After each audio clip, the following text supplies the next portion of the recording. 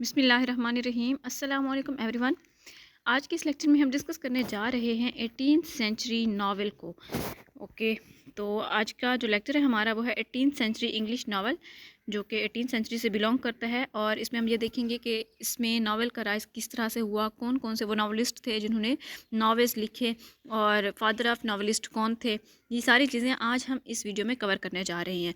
तो उन लोगों के लिए ये वीडियो बहुत इंपॉर्टेंट है जिनका नावल का सब्जेक्ट है, और जो लोग PPSC और FPSC इंग्लिश लेक्चर की अटैम्प्ट देने जा रहे हैं। तो स्टार्ट करते हैं हम अपना लेक्चर। फर्स्ट वन इज़ कि 18th सेंचुरी जो है वो नावल की जो एज है वो किस तरह के इवेंट्स कलेक्ट करती थी, रियल थे, वेरिसिमिलिट्यूड थे, किस तरह के थे उसमें। और it was made to satisfy the needs of middle class people who wanted to see their life and ideas portrait in literature.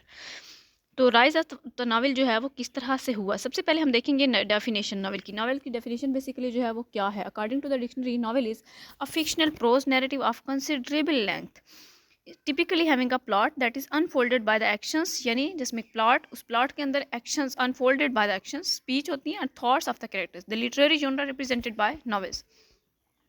उसके बाद मजीद कुछ डेफिनेशन है। The novel is world wide cultural instrument which help redefine the time and space where we live, the way we speak and talk. किस चीज़ को define करता है? Time and space where we live, कि हम कहाँ, जहाँ हम रहते हैं। The way we speak and talk, जिस तरह से हम बोलते हैं, बात करते हैं। हाउ वी फील, हम कैसा महसूस करते हैं। व्हाट वी डू, हम क्या करते हैं। ओके, और इसका हम ओरिजिन्स देखें। The dominant genre in world literature, the novel is a relatively young form of imaginative writing, only about 250 years old in England, and embattled from the start. Its rise to preeminence has been striking.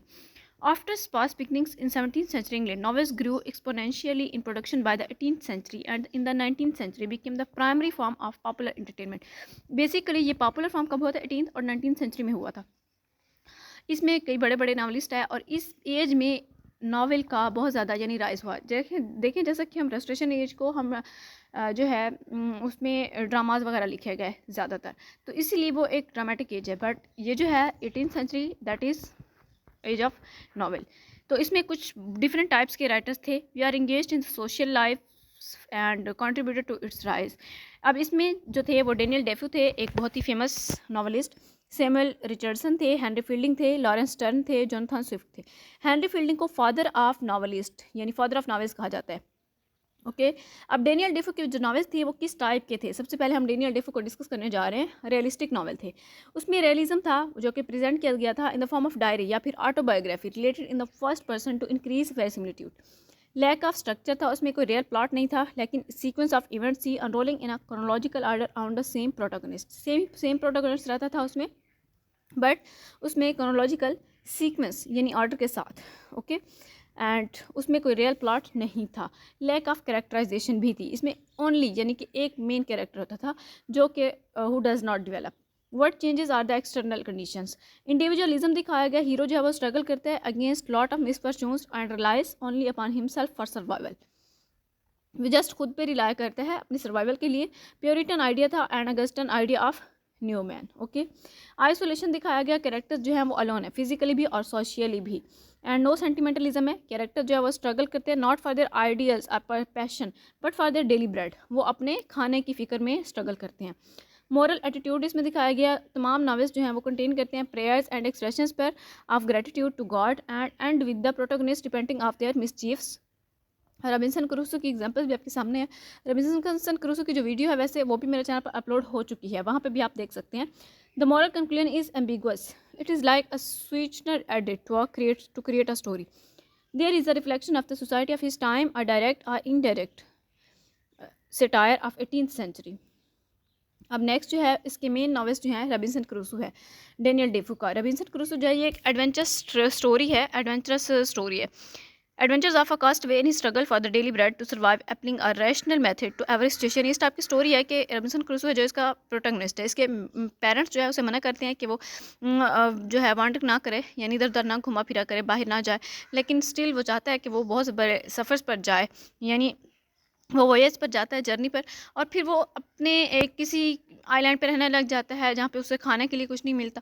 फिर वो अपने survival के लिए वहाँ पे फसल वगैरह जो है काश्तकारी करता है एक आइलैंड पर, और इस तरह की यानी कि एक स्टोरी दिखाई गई है। डेफू जो है वो सेलिब्रेट करता है with him the modern man because the main character reflects the spirit of his age who rules the world with intelligence, determination, practical sense and tenacity, and so he can modify reality through his work and through the interpretation of the Bible and God's will। और फिर वो उस सफ़र के दौरान वो Bible को भी study करता है, लेकिन जब वो एक कामयाब बिजनेसमैन बनकर लौटता है तो फिर तब तक उसके पेरेंट्स की जो है वो डेथ हो चुकी होती है। उसके बाद जो है इसका मोल फ्लैंडर्स है, autobiography of animated adventure by great will of social success, Robinson Crusoe's female counterpart, moral teaching, Puritan ideas. Next जो हमारे पास सैमुअल रिचर्डसन है, ये भी एक फेमस जो है नावलिस्ट थे और बोर्जेस टाइप के इनके नावल थे। बोर्जेस मीन्स जो कि मिडिल क्लास को, लोअर क्लास को रिप्रेजेंट करते हैं, और इसके प्लॉट जो है वो बेस करते थे सिंगल स्टोरी पे with everyday events and complex emotional structures. Okay, and next इसका जो है हम देखने वाले हैं इसकी सेटिंग वगैरह। तो इसकी सेटिंग में जो है डोमेस्टिक इन्वायरमेंट है, interiors instead of far away and instead of far off or exotic countries इसमें दिखाया जा रहा है। और उसके बाद जो है इसमें कैरेक्टराइजेशन की अगर हम बात करें तो कैरेक्टर्स जो हैं वो मिडिल क्लास पीपल है, मैंने आपको पहले बताया। इनकी प्राइवेट लाइफ के साथ उनकी फैमिली प्रॉब्लम्स और उनके रिप्रेस्ड डिज़ायर्स जो हैं वो शो करते थे ये। उसके बाद रियलिज्म है इसमें, used in describing characters and situation and above all mental processing and feelings. और फिर साइकोलॉजिकल एनालिसिस दिखाया गया। Novels reveals a unique psychological insight in human feelings specially women's characters can develop. और उसके बाद जो है साइकोलॉजिकल थीम है moralism about egoist interest, sentimentalism दिखाया गया। They are all love stories with happy or moving tragic endings. और इसी तरह से इसका मेन जो कंसर्न था was to promote the cause of religion and virtue. It reflects the Puritan middle class scheme of virtue and sins. उसके बाद technique जो है इसकी स्टाइल और टेक्निक वो एपिस्टोलरी थी, फॉर्म एंड इमीडिएसी। ओके, उसके बाद हैं इसके मेन नॉवेल्स में लाइक पामेला हो गया जो कि इसका फर्स्ट नावल भी था, हिज फर्स्ट एपिस्टोलरी में का मतलब ये होता है कि जो लेटर्स फॉर्म में हो। Novel which comments on the sexual and social inequality of the position of women. और इसका ये his followed novels which gave him a great success, Clarissa. उसके बाद सर चार्ल्स ग्रैंडसन है, fictitious stories based on real lifes, reflections of the fashion for letter writing of the period. और उसके बाद हमारे पास जो है हेनरी फील्डिंग हैं जो कि इस एज को रिप्रेजेंट करते हैं और फादर ऑफ इंग्लिश नॉवेल्स भी कहा जाता है इन्हें। फादर ऑफ इंग्लिश नॉवेल्स के नाम के तौर पर भी ये जाने जाते हैं, बहुत ही फेमस हैं। और ये अपनी यूनिकनेस, अपने स्टाइल की यूनिकनेस की वजह से इन्हें फादर ऑफ ऐसे का नाम दिया गया, sorry father of novel. Comic novel इनके लाइक प्लॉट इनका जो था वो प्रेजेंट करता था well knit combination of episode structured in organic unity. Setting इनकी made of streets, highways and various itineraries. और उसके बाद कैरेक्टराइजेशन इसकी जो थी larger range of characters including anti conformist middle class, lower class, और ये अफोर्ड करते थे greatest opportunity for truly comic to sketches. Third person narrative technique थी इनकी। इंडिविजुअलिज्म नहीं था इसके अंदर, बाकियों के अंदर इंडिविजुअलिज्म दिखाया गया बट इसके अंदर इंडिविजुअलिज्म नहीं था। He is more interested in society, so he proposes to show not man but man as not an individual but a species.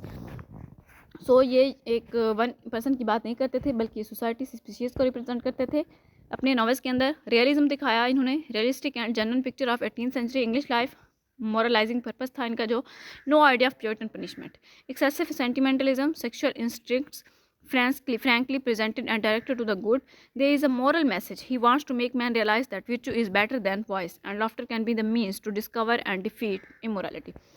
और इसमें exaggeration जो है, no exaggerated individualism. Love is a strong feeling which is openly revealed without reluctance.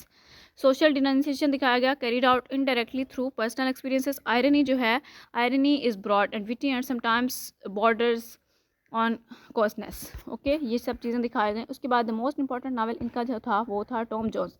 Story है एक nice and honest फॉन्डलिंग की, is told in a lively and entertaining way. Analysis of hypocrisy and egoism which are hidden on the conventions of conservative moralism. Deep confidence है, honesty and loyalty against the individualism, intention of creating suspense दिखाया गया इसमें। उसके बाद Lawrence stern है, anti novel जिन्हें कहा गया। Stern derived his novels from the fusion of a new technique applied to old ones. Old elements थे इनके, picaresque form थे, mock epic थे, mock heroic और mock heroic। Cast of characters इनकी जो थी वो conventional biographic structure declared in the title of the novel. New technique थी association of ideas, new sense of time था, no chronological order, and because the past exist in the present consciousness. He used first person narration, और इसने बहुत ज़्यादा attention जो दी थी वो ऑन हॉबी, हॉर्सेस और रादर ऑब्सेशंस पे थी। रूलिंग पैशंस थे, इडियोसिंक्रेसीज थी। और इसका जो मोस्ट इंपॉर्टेंट नावल था that was Tristram Shandy. After this हमारे पास है जोनाथन स्विफ्ट।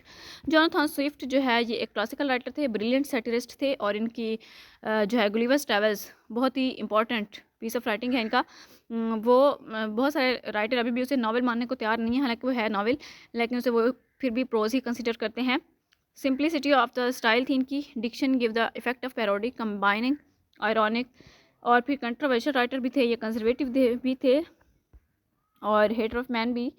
तो an animal capable of reason, an instrument that must be use properly but not too intensive because it finds in an ad judgement and therefore unreasonable, something which tends to substitute at the moral. And उसके बाद हमारे पास जो है best works इनके the battle of the books है और tell of a tub है। और इसे गुलिवर ट्रैवल्स की वजह से मिस एंथ्रोप भी बोला गया था, जबकि ऐसा नहीं है। मिस एंथ्रोप जो है वो गुलिवर है, ना कि जो उसका ऑथर है जोनाथन स्विफ्ट।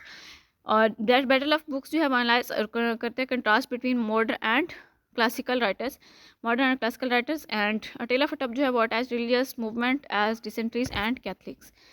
और उसके बाद जो है हमारे पास modest proposal, pamphlet, polemic work to denounce the injustices that Ireland suffered, in fact, in this with irony and bitterness. He suggested that the poverty of the people should be relieved by the children as food for the rich.